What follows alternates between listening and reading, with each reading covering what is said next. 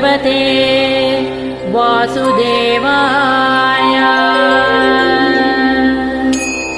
श्रीविष्णुसहस्रनामस्तोत्रम्। शुक्लाम्बरधरं विष्णुं शशिवर्णं चतुर्भुजं प्रसन्नवदनं ध्यायेत् सर्वविघ्नोपशान्तये।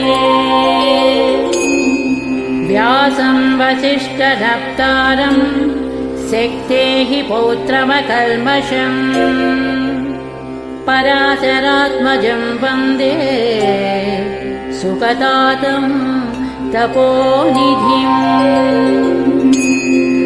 यस्य द्विरदवक्त्राद्याः पारिषद्याः परस्म्यतं विघ्नं निघ्नन्ति सततं विश्वक्सेनं तमाश्रये।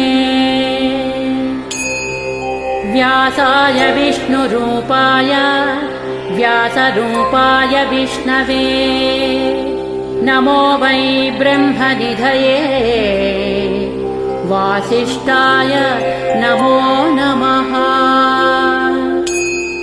अविकाराय शुद्धाय नित्याय परमात्मने सदैकरूपरूपाय विष्णवे सर्वजिष्णवे। यस्य स्मरणमात्रेण जन्म संसारबन्धनात् विमुच्यते नमस्तस्मै विष्णवे प्रभविष्णवे। ॐ नमो विष्णवे प्रभविष्णवे सच्चिदानन्दरूपाय कृष्णया क्लिष्टकारिणे नमो वेदान्तवेद्याय गुरवे बुद्धिसाक्षिणे। कृष्णद्वैपायनं व्यासं सर्वलोकहिते रतं वेदाब्जभास्करं वन्दे समाधिनिलयं मुनिः। सहस्रमूर्तेः पुरुषोत्तमस्य सहस्रनेत्राननपादबाहो सहस्रनाम्नां स्तवनं प्रशस्तं निरुच्यते जन्मजरादिशान्त्यैः। श्रीवैशम्पायन उवाच श्रुत्वा धर्मानशेषेण पावनानि च सर्वशः युधिष्ठिरस्यान्तनवं पुनरेवाभ्यभाषत। युधिष्ठिर उवाच किमेकं दैवतं लोके किं वाप्येकं परायणं स्तुवन्तः कं कवर्चन्तः प्राप्नुयुर्मानवाः शुभम्। को धर्मः सर्वधर्माणां भवतः परमो मतः किं जपन् मुच्यते जन्तुर्जन्म संसार बन्धनात्। श्रीभीष्म उवाच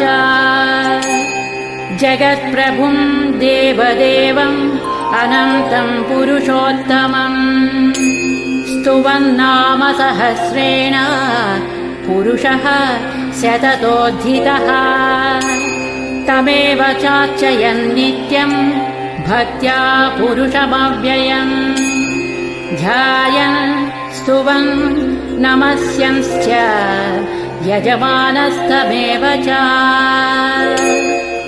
अनादिनिधनं विष्णुं सर्वलोकमहेश्वरं लोकाध्यक्षं स्तुवन् नित्यं सर्वदुःखादिगो भवेत्।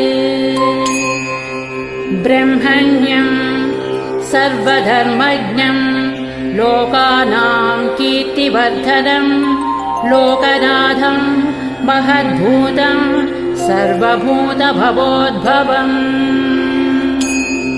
एष मे सर्वधर्माणां धर्मोऽधिगतमो मतः यद्भक्त्या पुण्डरीकाक्षं स्तवैरर्चेन्नरः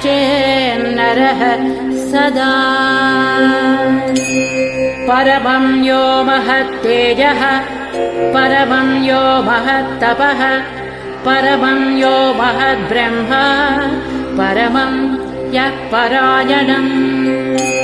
पवित्राणां पवित्रं यो मङ्गलानां च मङ्गलम् दैवतं देवतानां च भूतानां यो व्ययः पिता। यतः सर्वाणि भूतानि भवन्त्यादियुगागमे यस्मिंश्च प्रलयं यान्ति पुनरेव युगक्षये।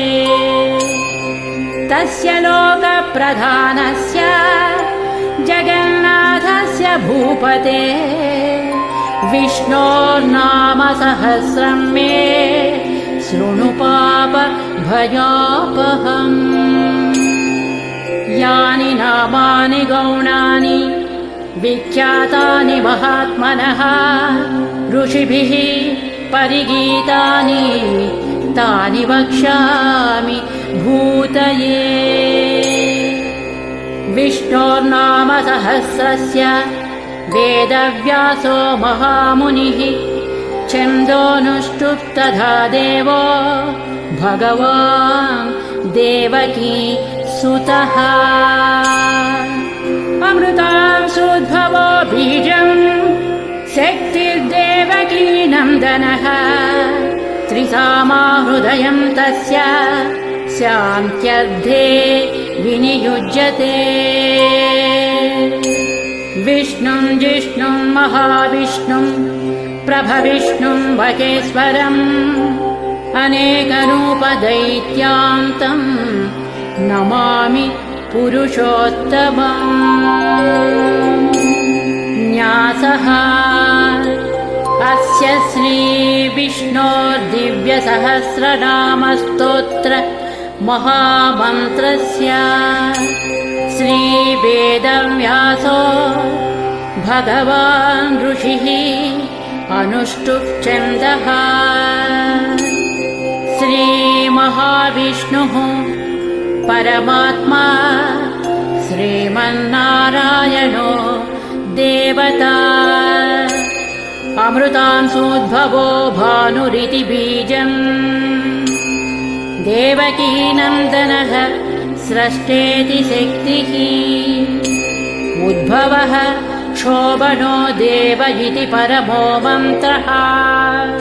शङ्खभृन्नन्दकी चक्रीति कीलकम् शान्यधन्वागदाधर इत्यस्त्रम् रथाङ्गपाणिरक्षोभ्य इति नेत्रम् त्रिसामा सामगः सामेति कवचम् आनन्दम् परब्रह्मेति योनिः।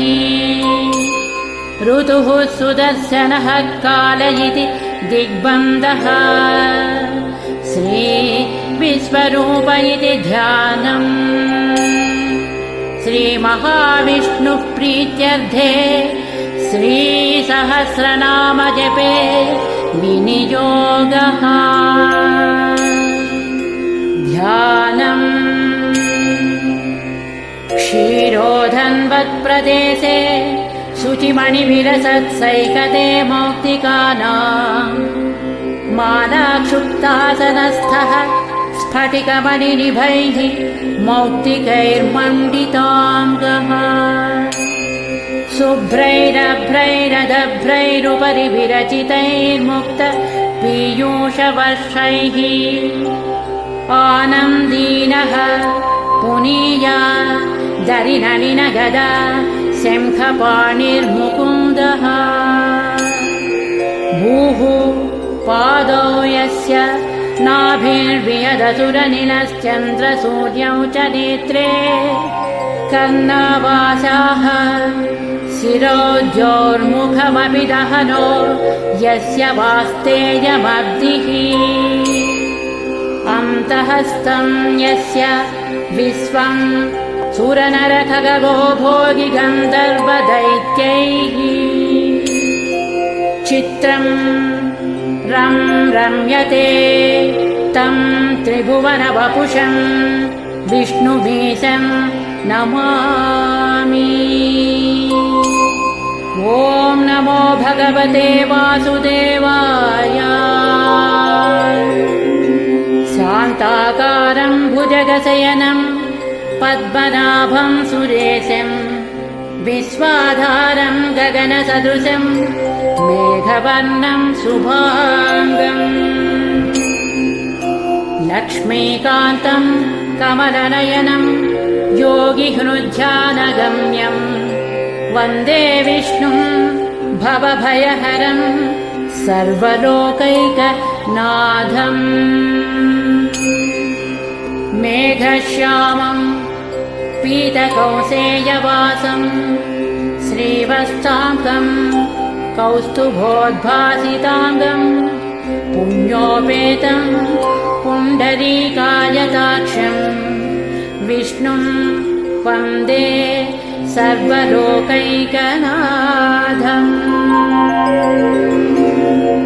नमः समस्तभूतानाम् आदिभूताय भूभृते अनेकरूपरूपाय विष्णवे प्रभविष्णवे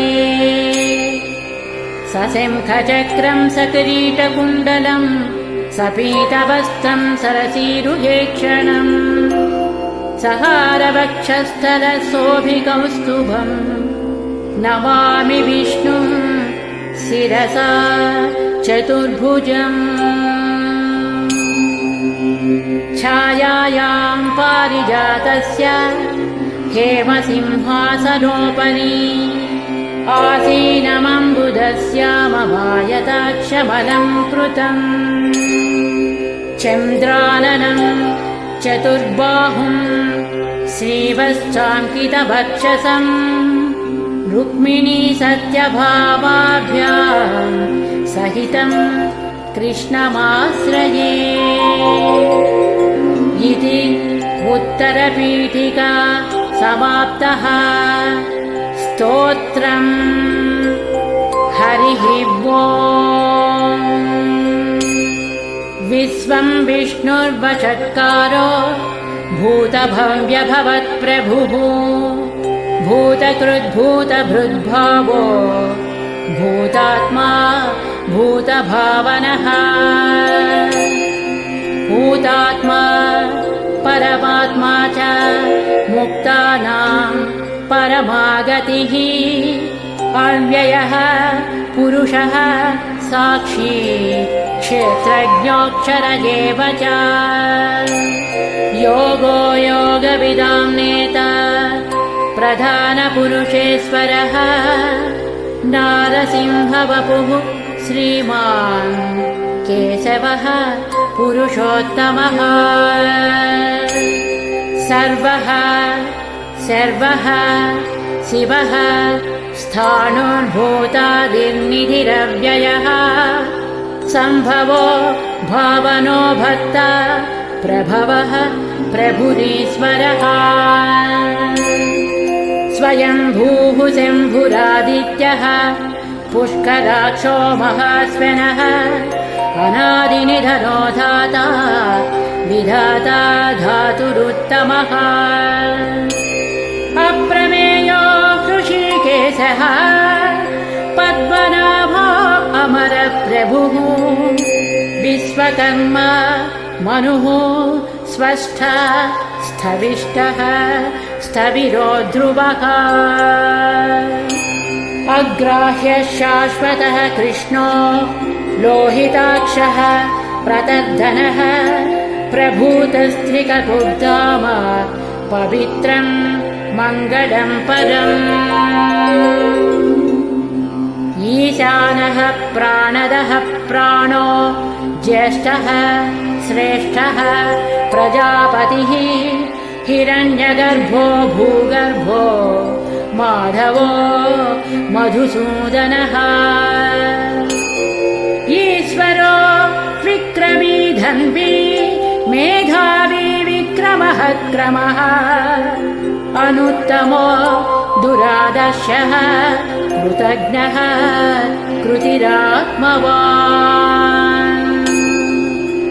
सुरेशः शरणं शर्म विश्वरेताः प्रजाभवः अहः संवत्सरो व्याळः प्रत्ययः सर्वदर्शनः अजः सर्वेश्वरः सिद्धः सिद्धिः सर्वादिरच्युतः वृषा कपिरमेयात्मा सर्वयोगविनिस्मृतः वसुर्वसुमनः सत्यः समात्मा संमितः समः अमोघः पुण्डरीकाक्षो वृषकर्मा वृषाकृतिः रुद्रो बहुशिरा बभ्रुर्विश्वयोनिः शुचिस्रवाः अमृतः शाश्वतः स्थाणुः वरारोः महातपाः सर्वगः सर्वविद्वानुर्विश्वक्सेनो जनार्दनः वेदो वेदविदव्यङ्गो वेदाङ्गो वेदवित्कविः लोकाध्यक्षः सुराध्यक्षो धर्माध्यक्षः कृताकृतः चतुरात्मा चतुर्व्यूहः चतुर्दंष्ट्रः चतुर्भुजः भ्राजिष्णुर्भोजनं भोक्ता सहिष्णुः जगदादिजः अनघो विजयो जेता विस्मयोनिः पुनर्वसुः उपेन्द्रो वामरः प्रांशु अमोघः शुचिरोज्जितः अतीन्द्रः संग्रहः सर्गो धृतात्मा नियमो यमः वेद्यो वैद्यः सदा योगी वीरः माधवो मधुः अतीन्द्रियो महामायो महोत्साहो महाबलः महाबुद्धिर्महावीर्यो महाशक्तिर्महाद्युतिः अनिर्देश्य वपुः श्रीमान् अमेयात्मा महादिधृत् महेश्वानो महीभक्त श्रीनिवासः सतां गतिः अनिरुद्धः सुरानन्दो गोविन्दो गोविदाम्पतिः मरीचिर्गमनो हंसः सुपर्णो भुजगोत्तमः हिरण्यनाभः सुतपाः पद्मनाभः प्रजापतिः अमृत्युः सर्वदृक्सिंहः संधाता सन्धिमास्थिरः अजो दुर्मर्शनः शास्ता विश्रुतात्मा सुरारिः गुरुर्गुरुतमो धामः सत्यः सत्यपराक्रमः निमिषो निमिषः स्रग्मि वाचस्पति रुदारधी अग्रणीः ग्रामणीः श्रीमान् न्यायो नेता समीरणः सहस्रमूर्धा विश्वात्मा सहस्राक्षः सहस्रपात् आवर्तनो निवृत्तात्मा संवृतः सम्प्रमर्दनः अहः संवर्तको बह्निः अनिलो धरणीधरः सुप्रसादः प्रसन्नात्मा विश्वदृग्विश्वभुग्विभुः सत्कर्ता सत्कृतः साधुः जह्नुर्नारायणो नरः असंख्येयो प्रमेयात्मा विशिष्टः शिष्टकृच्छुचिः सिद्धार्थः सिद्धसङ्कल्पः सिद्धिदः सिद्धिसाधनः वृषाहि वृषभो विष्णुर्वृषपर्वा वृषोधरः वर्धनो वर्धमानश्च विविक्तः श्रुतिसागरः सुभुजो दुर्धरो वाङ्मी महेन्द्रो वसुधो वसुः नैकरूपो बृहद्रूपः सिपिविष्टः प्रकाशनः ओजस्तेजो द्युतिधरः प्रकाशात्मा प्रतापनः बुद्धः स्पष्टाक्षरो मन्त्रः चन्द्रांशुर्भास्करद्युतिः अमृतांशुद्भवो भानुः शशिबिन्दुः सुरेश्वरः औषधं जगतः सेतुः सत्यधर्म पराक्रमः भूतभव्यभवन्नाथः पवनः पावनो नलः कामः कामकृत्कान्तः कामः कामप्रदः प्रभुः युगाधिकृद्युगावर्तो नैकमायो महासनः अदृश्यो व्यक्तरूपश्च सहस्रजित् अनन्तजित् शिष्टो विशिष्टः शिष्ठेष्टः शिखण्डी नहुषो वृषः क्रोधः क्रोधकृत्कर्ता विश्वबाहुः महीधरः अच्युतः प्रथितः प्राणः प्राणदो वासवानुजः अपांनिधिरधिष्ठानम् अप्रमत्तः प्रतिष्ठितः स्कन्दः स्कन्दधरो दुर्यो वरदो वायुवाहनः वासुदेवो बृहद्भानुः आदिदेवः पुरन्दरः अशोकस्तारणस्तारः शूरः सौरिजनेश्वरः अनुकूलः शतावर्तः पद्मी पद्मनिवेक्षणः पद्मनाभो अरविन्दाक्षः पद्मगर्भः शरीरभृत् महर्धिः रुद्धो वृद्धात्मा महाक्षो गरुडध्वजः अतुलः शरभो भीमः समयज्ञो हविर्हरिः सर्वलक्षणलक्षण्यो लक्ष्मीवान् समतिञ्जियः अक्षरो रोहितो मार्गो हेतुर्दामोदरः सः महीधरो महाभागो वेगवान् अमिताशनः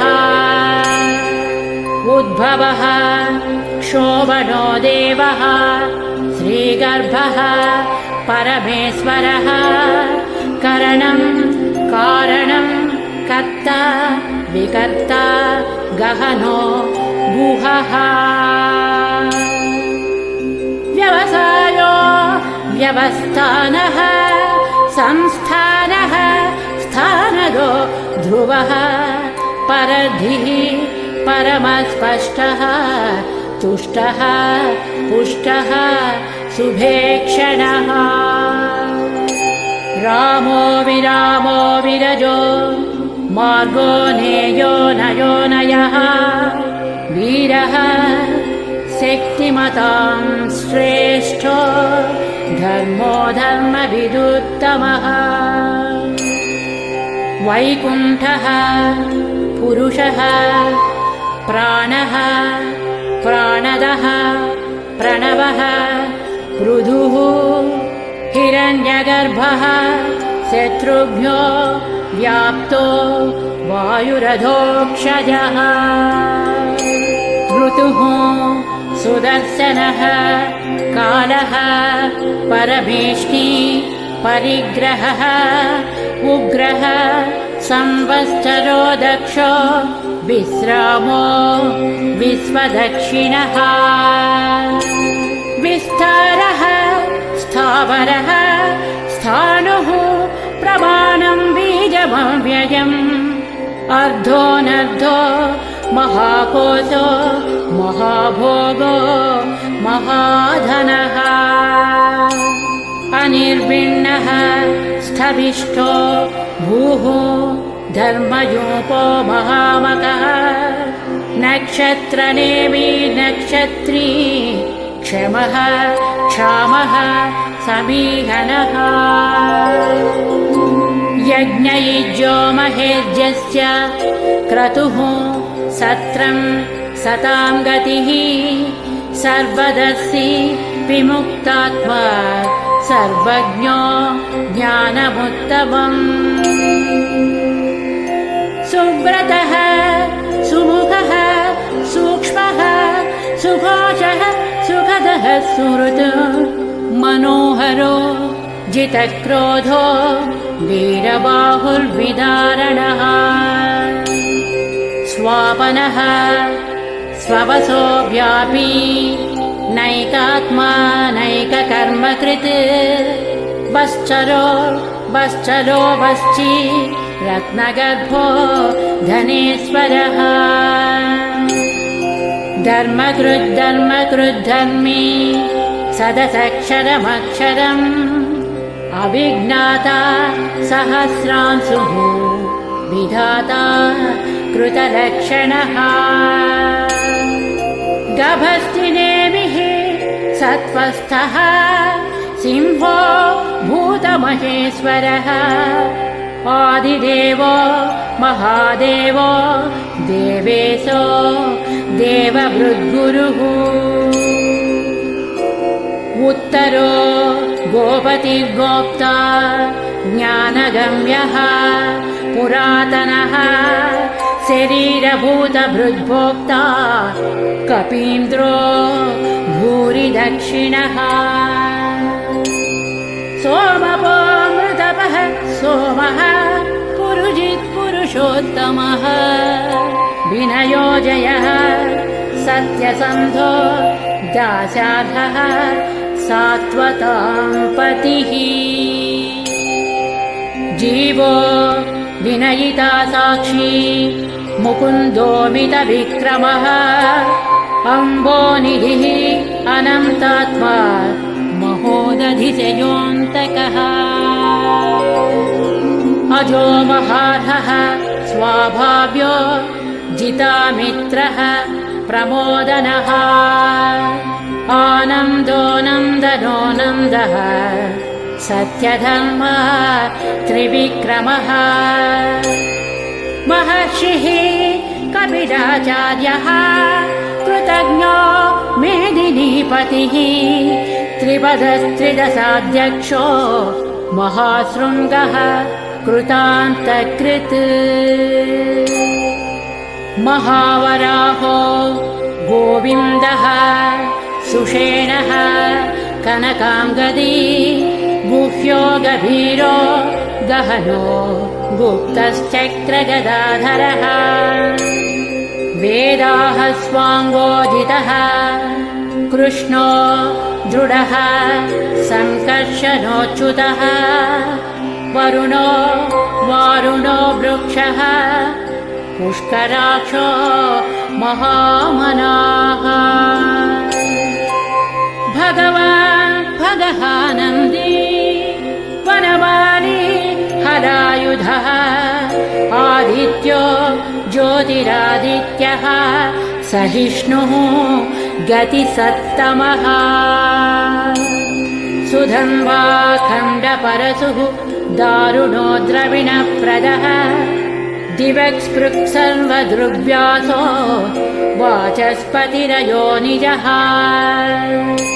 त्रिसामा सामगः साम निर्वाणम् भेषजम् विशक् सन्न्यासकृच्छमः शान्तो निष्ठा शान्तिः परायणम् शुभाङ्गः शान्तिदः स्रष्टा कुमुदः कुवलेशयः गोहितो गोपतिर्गोप्ता वृषभाक्षो वृषप्रियः अनिवर्ती निवृत्तात्मा संक्षेप्ता क्षेमकृच्छिवः श्रीवत्सवक्षाः श्रीवासः श्रीपतिः श्रीमताम्बरः श्रीदः श्रीसः श्रीनिवासः श्रीनिधिः श्रीविभावनः श्रीधरः श्रीकरः श्रेयः श्रीमान् लोकत्रयाश्रयः स्वक्षः स्वङ्गः शतानन्दो नन्दिज्योतिर्गणेश्वरः विजितात्मा विधेयात्मा सत्कीर्तिर्छिन्न संशयः उदीर्णः सर्वतच्चक्षुः अनीशः शाश्वतस्थिरः भूषयो भूषणो भूति विशोकः शोकनाशनः अर्चिष्मानर्चितः कुम्भो विशुद्धात्मा विशोधनः अनिरुद्धो प्रतिरथः प्रद्युम्नोमित विक्रमः कालनेमिनिः वीरः शौरिः शूरजनेश्वरः त्रिलोकात्मा त्रिलोकेशः केशवः केशिः हरिः कामदेवः कामपालः कामी कान्तः कृतागमः अनिर्देश्य वपुः विष्णुः वीरोऽनन्तो धनञ्जयः ब्रह्मण्यो ब्रह्मकृद्ब्रह्मा ब्रह्म ब्रह्म विवर्धनः ब्रह्मवित् ब्राह्मणो ब्रह्मी ब्रह्मज्ञो ब्राह्मणप्रियः महाक्रमो महाकर्मा महातेजा महोरगः महाक्रतुः महायज्वा महायज्ञो महाहविः स्तव्यः स्तवप्रियः स्तोत्रम् स्तुतिः स्तोतारणप्रियः पूर्णः पूरयिता पुण्यः पुण्यकीर्तिरनामयः मनोजवस्थितकरो वसुरेता वसुप्रदः वसुप्रदो वासुदेवो वसुर्वसुमना हविः सद्गतिः सत्कृतिः सत्ता सद्भूतिः सत्परायणः शूरसेनो यदुश्रेष्ठः सन्निवासः सुयामुनः भूतावासो वासुदेवः सर्वासुनिरयो नरः दर्पः दर्पदो दृप्तो दुर्धरोधा पराजितः विश्वमूर्तिः महामूर्तिः दीप्तमूर्तिरमूर्तिमान् अनेकमूर्तिरव्यक्तः शतमूर्तिः शताननः एकोनैकः स्तवः कः किं यत्तत्पदमनुत्तमम् लोकबन्धुर्लोकनाथो माधवो भक्तवत्सलः सुवर्णवर्णो हेमाम्बो वराङ्गश्चन्दनाङ्गदी वीरः विषयः शून्यो घृतासीरचलश्चलः अमानीमानदो मान्यो लोकस्वामी त्रिलोकधृक् सुमेधा मेधजो धन्यः सत्यमेधा धराधरः तेजो वृषो द्युतिधरः सर्वशस्त्रभृताम्बरः प्रग्रहो निग्रहो व्यग्रो नैकशृङ्गो गदाग्रजः चतुर्मूर्तिः चतुर्बाहुः चतुर्व्यूहश्चतुर्गतिः चतुरात्मा चतुर्भावः चतुर्वेदविदेकपात् समावर्तो निवृत्तात्मा दुर्जयो दुरतिक्रमः दुर्लभो दुर्गमो दुर्गो दुरावासो दुरारिः शुभाङ्गो लोकसारङ्गः स्तुतन्तुस्तन्तुवर्धनः इन्द्रकर्मा महाकर्मा कृतकर्मा कृतागमः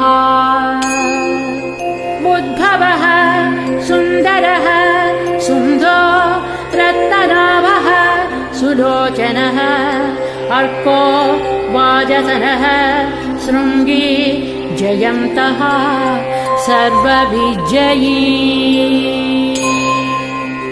सुवर्णबिन्दुरक्षोभ्यः सर्ववागीश्वरेश्वरः महाह्रदो महाकर्तो महाभूतो महानिधिः कुमुदः कुन्दरः कुन्दः पर्जन्यः पावनोऽनिलः अमृतांसोऽमृतवपुः सर्वज्ञः सर्वतो मुखः सुलभः सुव्रतः सिद्धः शत्रुजित्शत्रुतापनः न्यग्रोधोदुम्बरो अस्वद्धः चाणूरान्द्र निषूदनः सहस्रार्चिः सप्तजिह्वाः सप्तैधाः सप्तवाहनः अमूर्तिरनघोचिन्त्यो भयकृद्भयनाशनः अणुर्बृहत्कृशः स्थूलो गुणभृन्निर्गुणो महान् अधृतः स्वधृतः स्वास्यः प्राग्वंशो वंशवर्धनः भारभृत्कथितो योगी योगीशः सर्वकामदः आश्रमः श्रमणः क्षामः सुपर्णो वायुवाहनः धनुर्धरो धनुर्वेदो दण्डो दमयिता दमः अपराजितः सर्वसहो नियन्ता नियमो यमः सत्यवान् सात्विकः सत्यः सत्यधर्मपरायणः अभिप्रायः प्रियार्होणः प्रियकृत् प्रीतिवर्धनः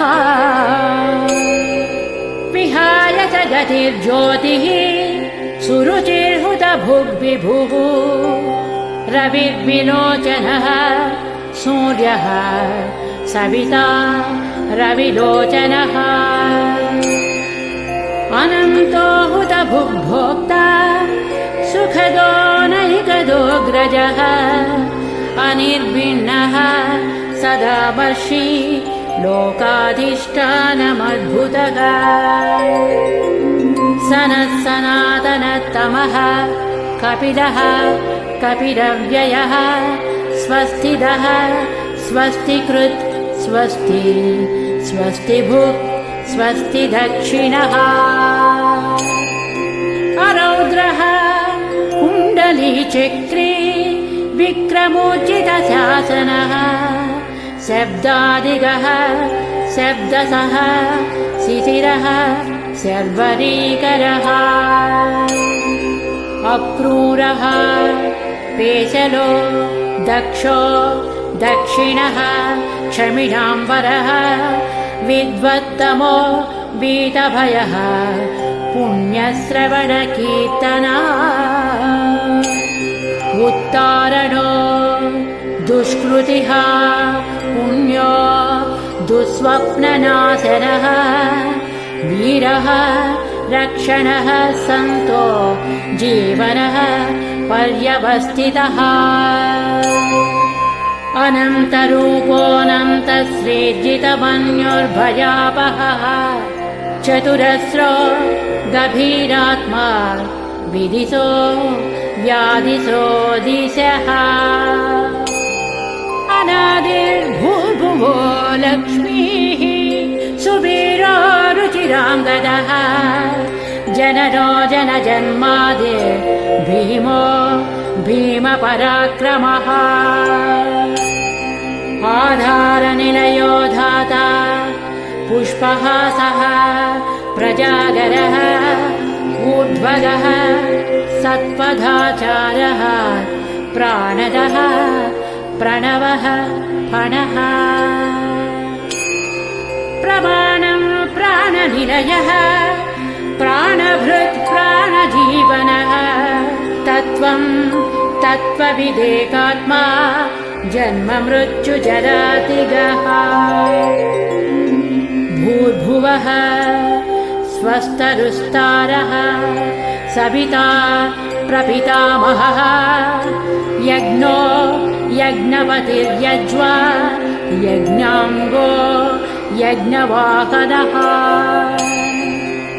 यज्ञभृत् यज्ञकृत् यज्ञी यज्ञभुक् यज्ञसाधनः यज्ञान्तकृत् यज्ञगुह्य मन्नमन्नाद एव च आत्मयोनिः स्वयं जातो वैखानः सामगायनः देवकीनन्दनः स्रष्टा क्षितीशः पापनाशनः शङ्खभृन्नन्दकी चक्री शान्यधन्वा गदाधरः रथाङ्गपाणिरक्ष्योभ्यः सर्वप्रहरणायुधः श्रीसर्वप्रहरणायुध ॐ नमः इति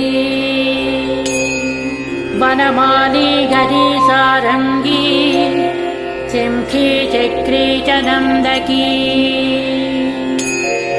श्रीमान् नारायणो विष्णुः वासुदेवोऽभिरक्षतु श्रीवासुदेवोऽभिरक्षतो नमः इति फलश्रुतिः इतीदं कीर्तनीयस्य केशवस्य महात्मनः नाम्नां सहस्रं दिव्यानाम् अशेषेण प्रकीर्तितम् य इदं शृणुयान् नित्यम् यच्चापि परिकीर्तयेत् नाशुभं प्राप्नुयात् किञ्चित् सोमुद्रेक च मानवः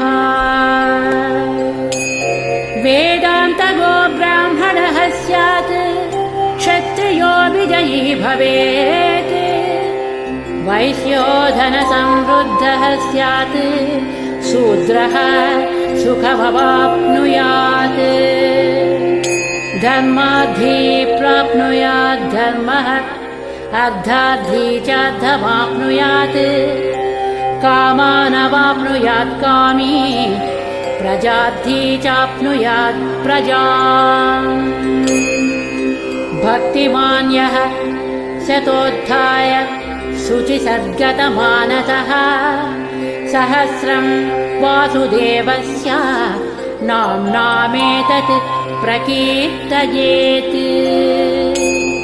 यशः प्राप्नोति विपुलं याति प्राधान्यमेव च अचलां श्रियमाप्नोति श्रेयः प्राप्नोत्यनुत्तमम्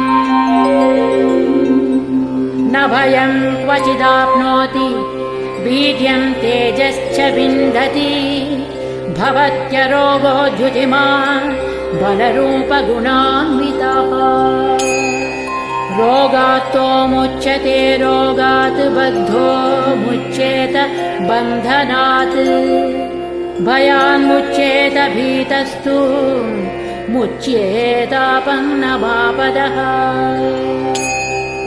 दुर्गान्यतितरत्यासु पुरुषः पुरुषोत्तमः स्तुवन्नाम सहस्रेण नित्यं भक्तिसमन्वितः वासुदेवाश्रयो मर्त्यो वासुदेवपरायणः सर्वपापविशुद्धात्मा याति ब्रह्म सनातनम् न वासुदेवभक्तानाम् अशुभं विद्यते क्वचित् जन्म मृत्युजरा व्याधिभयं नैवोपजायते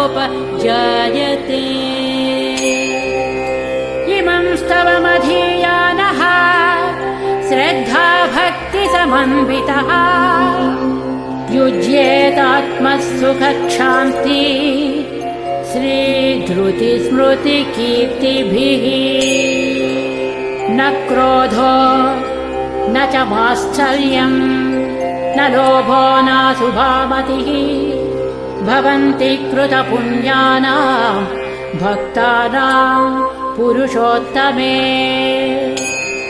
द्यौः सच्चन्द्रार्कनक्षत्रा खं दिशो भूर्महो दधिः वासुदेवस्य वीर्येण विधृतानि महात्मनः ससुरासुरगन्धर्वं जगद्वसे वर्ततेदं कृष्णस्य सचराचरम् इन्द्रियाणि मनोबुद्धिः सत्त्वं तेजो बलं धृतिः वासुदेवात्मकान्याहुः क्षेत्रं क्षेत्रज्ञ एव च सर्वागमानामाचारः प्रथमं परिकल्पते आचारप्रभवो धर्मो धर्मस्य प्रभुरच्युतः ऋषयः पितरो देवा महाभूतानि धातवः जङ्गमाजङ्गमं चेदम् जगन्नारायणोद्भवम् योगो ज्ञानं तथा साङ्ख्यं विद्याः शिल्पादिकर्म च वेदाः शास्त्राणि विज्ञानमेतत् सर्वं जनार्दनात् एको विष्णुर्महद्भूतम् पृथग्भूतान्यनेकशः त्रीन् लोकान् व्याप्य भूतात्मा भुङ्क्ते विश्वभुगव्ययः। इमं स्तवं भगवतो विष्णोर्व्यासेन कीर्तितम् पठेद्य इच्छेत् पुरुषः श्रेयः प्राप्तुं सुखानि च।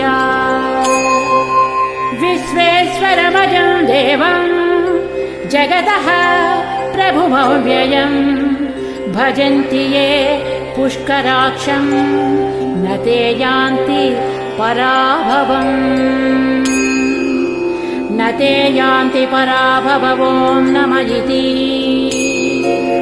अर्जुनोवाच पद्मपत्रविशालाक्ष पद्मनाभसुरोत्तमा भक्तानामनुरक्तानां त्राता भवजनार्दना।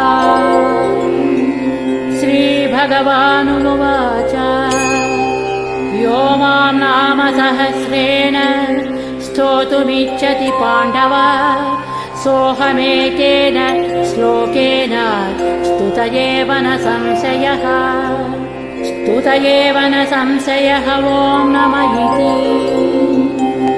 व्यासमुवाच वासनाद्वासुदेवस्य वासितं भुवनत्रयम् सर्वभूतनिवासोऽसि वासुदेव नमोऽस्तु ते।